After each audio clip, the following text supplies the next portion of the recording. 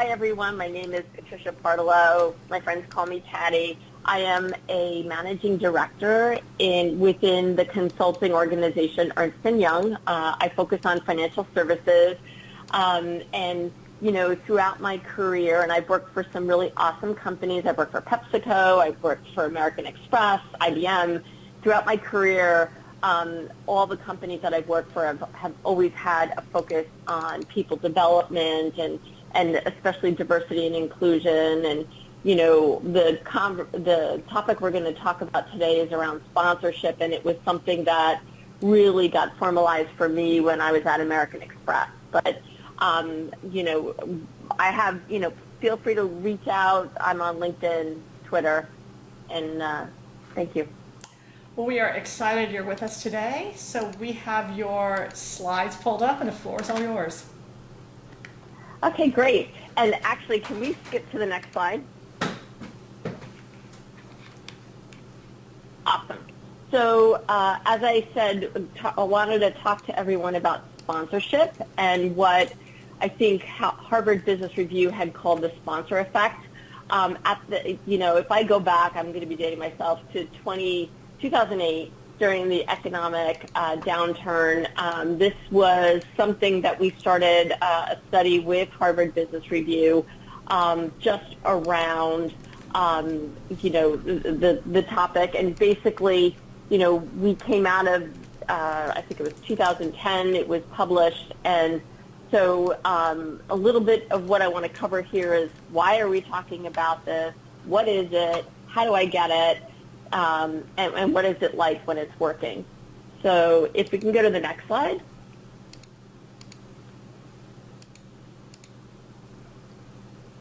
Great, thanks.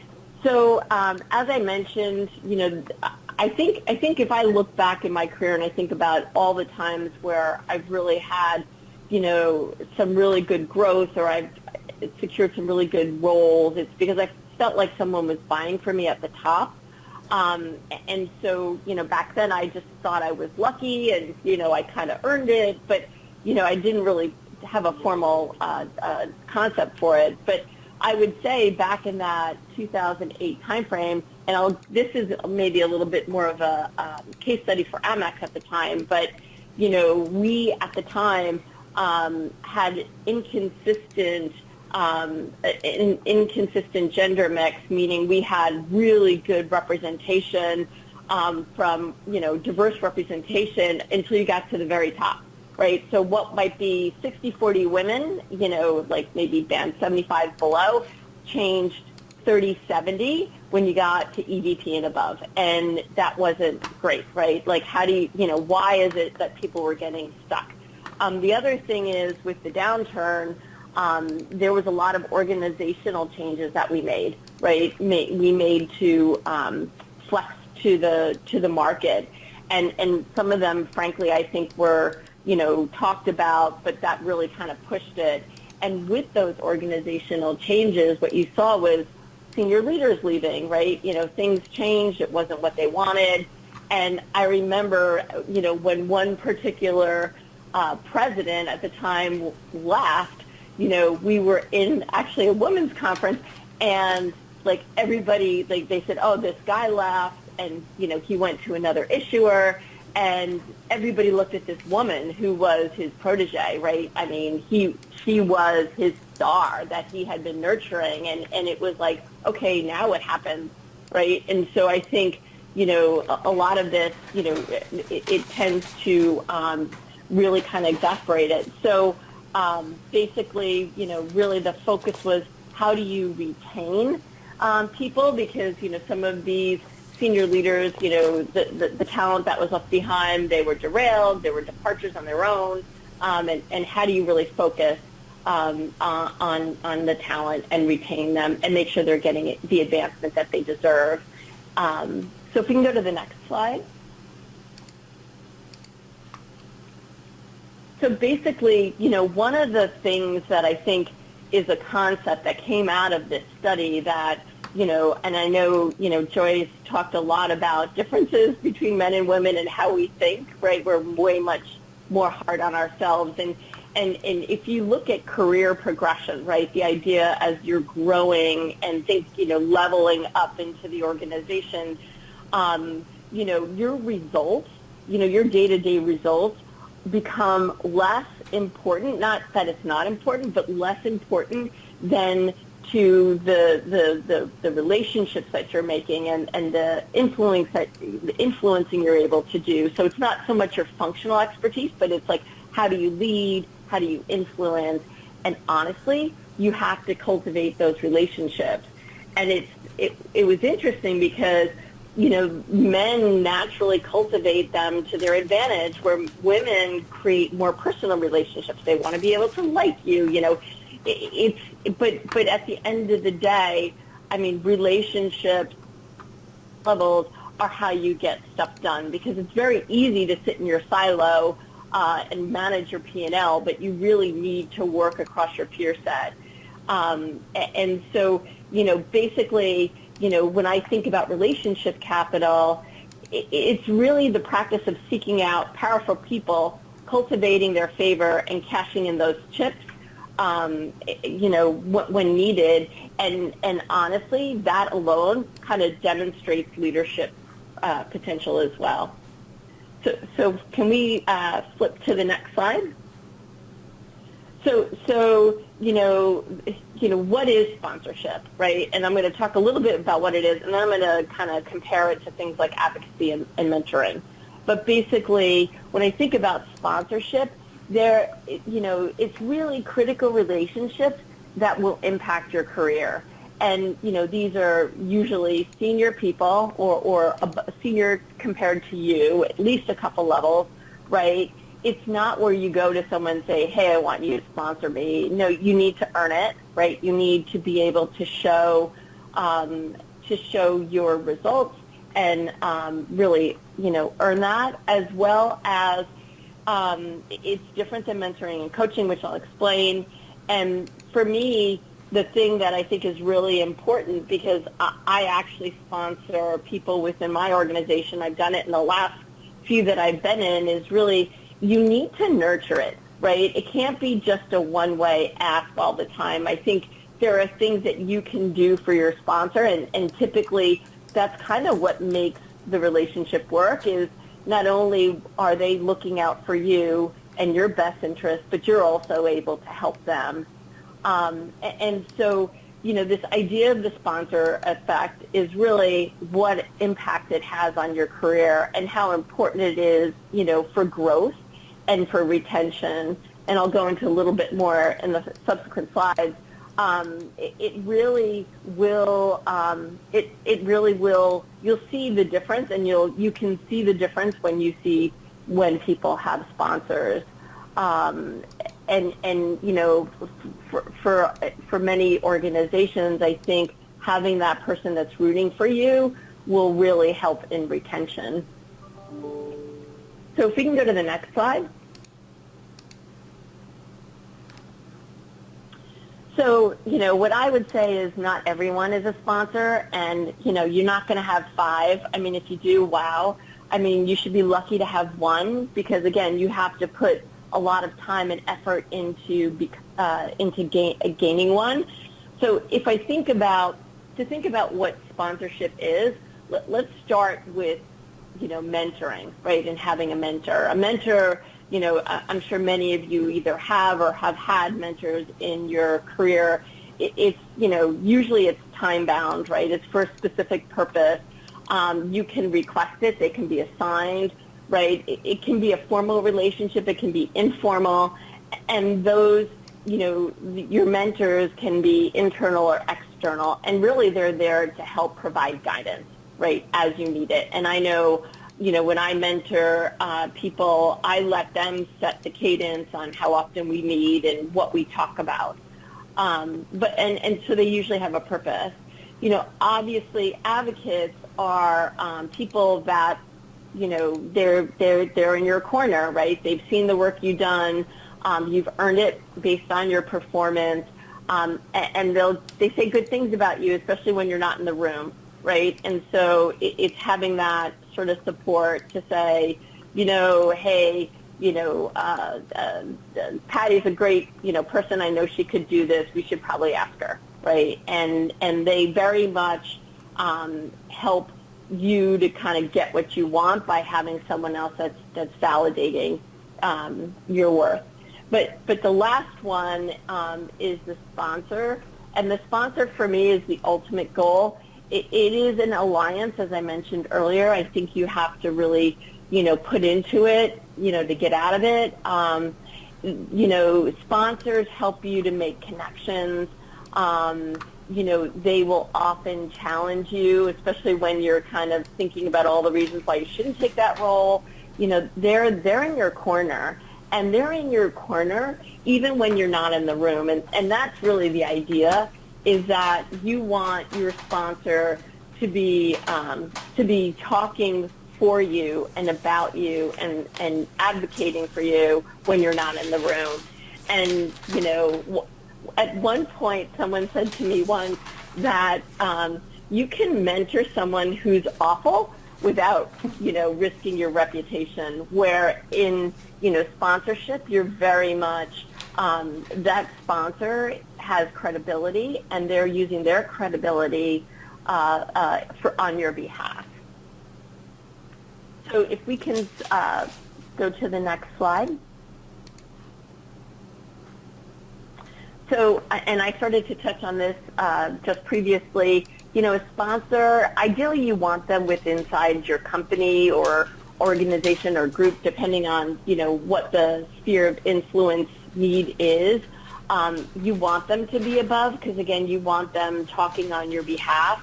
When I think about it, in some organizations, there are roles, the higher up you go, roles don't always get posted, right? And I know that's been changing over the years, but let's say back to my example with organizational changes, people might be saying to me, oh, what role do you want next? And I only know the roles that exist today, right, and the structure that's there today, but how do you have someone who's looking at where things are going and thinking, wow, Jane would be great for that role. I know we haven't fully vetted it yet, but, I think we should consider her. I do think they have they have a credible voice, right? So that's what, you're relying on them for, is their credibility. They can help either make decisions or they can influence decisions, which is important. And like I was saying, they're at the talent table, right? They're talking about you from your performance, or they're talking about you for next roles. And really they're the ones that are helping to pull you along. And it's one of those relationships where you continue to look to grow it. I know it says organically, but that doesn't imply that there's not an effort that goes into it. Basically they're putting their reputation, they're marrying it to your performance. And they'll take a risk on you. That's one of the things that with sponsors is it's not just that they're saying, oh, Joe, you should hire Jane, but it's like, I'm going to take, a risk on Jane myself within my organization as well. They're there to help you. And I have to say that, again, it's really important that you continue to think about ways that you can help them as well. So, when I look back on my career, like I said, I think there have been times where, I've had sponsors that either, helped me from a performance perspective and saying, yes, she should have that role, to thinking about me opportunities, or even pushing me a little bit, because I'm the type of person that'll think about the 10 or 20% of the job responsibilities that I haven't done before. And really, I think, having that person to really push for you and pull you along is a great opportunity. So if we can go to the next slide, please.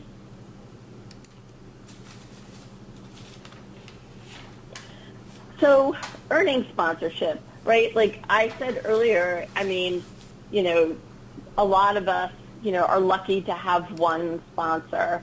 The other thing I said earlier is, there's change, right? And I talk about that poor woman who, her sponsor left, right, and went to another company.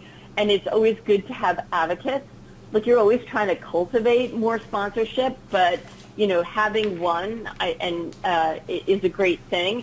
And it really kind of begins with, really demonstrating and delivering results, right? Because you're they're going to take a bet on you, and you want to be the sure thing for them. And so you really, need to be visible. You want to show consistency in your results. And really you want to, where you have the opportunity is to demonstrate potential, not just display performance, and really look to exceed expectations. And, with the mentor relationship that I had, I was really fortunate in that this person, of course, I thought the world of, his values kind of aligned to mine, but he taught me so much in terms of, years ago, like how to manage, talent to their strengths versus trying to fix people. And I think there's a lot you can learn from them, but I never stopped to think about the things that I can do for him as well. And, I talked about relationship capital previously. I think, you're always trying to really, build that relationship and make it two-way. And the other thing that I mentioned earlier is that really that need for sponsorship really does intensify as you move up in the organization, and really, having someone buying for you is key, because you're likely not going to be in the room yourself, right? And often, like I said earlier, you may not even know of those opportunities because they're not, broadly known. The point being, you can't count on one person for forever. That kind of goes back into my thought of, continuing to build advocacy with others. When I was talking about paying it back, I don't think it's just with your sponsor, but I also think, and one of the reasons why I'm here today is I think, as you, move in your careers, it's going to be really important that you also pay it back and think about, okay, who should I be sponsoring? But it's interesting, like make no mistake, the idea of sponsorship isn't that you have to sponsor everybody on your team. It takes a lot of work, and it really is, the person, maybe they're the high potential that you're aware of, that you really want to nurture and grow. For me, like where I am right now at EY, Ernst & Young, there's been like a person or two that, I've gotten to know. I've only been there for 3 years now. I've gotten to know, and I've said, wow, this person's really great. They could be doing so much more at the firm. And so then, I start, spending the time, and I've kind of, they've earned it because they've given me some amazing results, and that's why I'm like really surprised, right? Like you're only this level. Wow, you're not doing broader things. People aren't talking about you, and really, that's when I kind of step in to say, okay, let me coach them. Let me suggest them for internal, visible senior leader type projects, and really. My idea is to grow them and see them be successful. Am I their manager? No. I'm just someone that, wants to invest in them because I want to see them grow within the firm and not leave and get frustrated because for some reason others haven't recognized that potential. And so I'll go to the last slide. So this is kind of the model that, when I think about sponsorship, and I can't wait to, hopefully there's some good questions or even comments. I'm happy to take comments too. In terms of, do people have sponsors? Do they think, that they need it? Do they have it? When I think about the sponsor relationship, obviously, your sponsor believes in you. They're there to offer support. They open doors. They'll even, they'll make connections for you, right? Like one of my sponsor, my mate, like he brought me to a company where, he took me from Pepsi to American Express, and they're like two totally different companies as it relates to business models, very much similar, culture. But, people looked at me like, why are you here? Like, you don't know anything about the credit card industry. But, I got in, and there were certain meetings where, I was in there and I was leveraging his credibility, but then it was up to me to then establish my own, right? But that's what they do for you.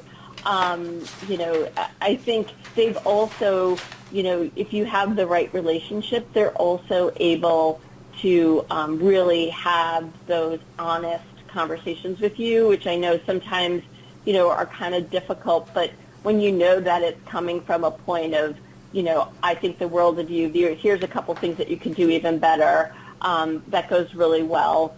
And they create opportunity. And then, as I said, sponsored talent, it's all about, the results, paying back and doing things that you can for your sponsor, making them look good, right? Especially if they're putting their neck on the line for you. And really, keeping them in the loop with your career and, where things are going, I think is important too, because, they're, you want to make sure that they're up to date with everything going on so that when they're out talking about you, they've got the latest and greatest. And, obviously, getting a request from your sponsor is something that you should try hard to accommodate. And so, like if you look at, the relationship itself, you could read it, it's weighty, it's generous, it's definitely a commitment. And there is high expectations, I think, really from both sides. So I'm going to pause there, and I don't know, Ginger, if there's any questions that you've gotten on the topic. Yes, we've received a lot of questions that have come in on the topic. So I'm going to start with this one from Lauren. And Lauren says, have you heard that women are over-mentored and under-sponsored? And have you found that to be true? What a great question. And if you notice, I didn't put stats in the deck because, I don't have, I didn't have time to validate latest and greatest, but typically, yes. Typically, women have been under-sponsored. And I think it's easier to ask for a mentor relationship than it is to really go after a sponsor relationship. And I do think, though, that, you can't just blame organizations. I think sometimes, you have to kind of seek out, who do I, out of the people that I'm working with, who's someone that could likely be a sponsor for me. I'm doing great things there's a mutual benefit for them helping. Sometimes they're just willing to step up and make that sort of relationship happen, without you really kind of coming out and not necessarily asking, but kind of trying to formalize it on your end. But the other thing that I would say is, a lot, post the research that was done, and, Amex wasn't the only company that invested in it and participated in it, was a conscious move by companies to try to formalize it and to kind of really say, here are these, especially high potential women and others, right? Here are these high potential leaders that, who is their sponsor? Who's kind of bringing them along. And there, it was, for Amex, it was called Women in the Pipeline, Women at the Top. And so, it was very clear who their sponsors were, because it was semi-formal. Wonderful. Thank you so much for that. So our next question comes from Amber. And Amber asks, are there any personality issues that someone should look for to make sure that you're meshing with a mentor? With a mentor? Yes. Yep. Okay. I actually think that's a great question, because to me, I think a mentor, getting a mentor, and you can have multiples, right? And some people do, right? You might have a mentor around functional, like, help that you need, around your functional expertise. And then you might have a mentor around leadership, right? I think it's really, for me, and maybe because I'm a woman, right, stereotypical, I think it's important that we have similar values, right? I don't know personality-wise. Sometimes I feel like I can learn from other personalities, but I feel like what's most important to me is the values that you have. But honestly, I kind of start with the company, right? Does the company have the right values? And then, does my mentor have the right values? So yeah, I think, if I kind of extrapolate, I think, yes, personality is important. And it's funny because at EY, we have a couple of different formal mentor programs that I'm part of, and they do a match up front based on like your application of what you're looking for and like your philosophy on things. But I mean, they don't always, they're not always a perfect match, and you should never have to force it. So I do think if you've got a mentor that maybe isn't the right person, if you're not comfortable, right? Because maybe personality wise it might be more cultural, or it might just be you're not as comfortable, then I mean you're totally fine to find another one. That's great. Well, this is going to be our last question of the afternoon, and then we're going to ask you for some final thoughts. And this question comes from Paulina. And Paulina asks, for those of us who are entrepreneurs, do you have any specific recommendations for finding a mentor? So actually, especially for entrepreneurs, and I don't know how much how active you are in LinkedIn or different, conference forums or associations, but I really, and maybe I've got too much of a financial services lens, so I apologize, but, typically there are people that have, come through the ranks, either come through the ranks in a corporate environment that might apply to the business or the topic that you're an entrepreneur, or sometimes it'll just be, another more seasoned entrepreneur. I have found most entrepreneurs or people that want to mentor entrepreneurs, like or established leaders, they want to be a mentor, right? I don't think that, a lot of times they like to be called advisor. It's a very, there's no money, right, involved, but people like it because it's like, how do I take everything that I've learned and all the mistakes that I've made and all the successes that I've had and really kind of share it and help grow and cultivate the next generation. So, I think it's just finding them and finding and targeting those that, would get you what you need in terms of experiences and skill sets. But I feel like, especially for entrepreneurs, there's been so much more focus on how do you impart the wisdom. Now, on the flip side, I would say that there's been a lot of, and I think it's more noise, that, like, what got you to where you are doesn't relate to me. I'm different. This is a different business.